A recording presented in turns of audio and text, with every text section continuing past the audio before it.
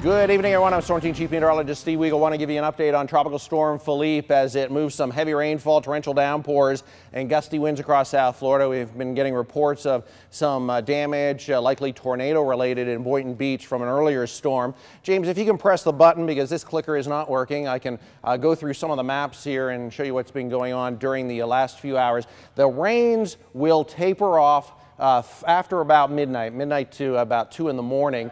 And as the storm works just to the south of us, actually parts of South Florida now in the cone, there's 2 a.m. and then it tracks up through the Bahamas after that and then works quickly up the East Coast as a pretty significant storm. We are looking at still the tornado threat, still the threat for some street flooding, localized flooding, because we've seen several inches of rain and we have several more inches of rain working in during the evening. So what does the radar look like? Well, here's the whole storm. It's a mess, to be honest with you.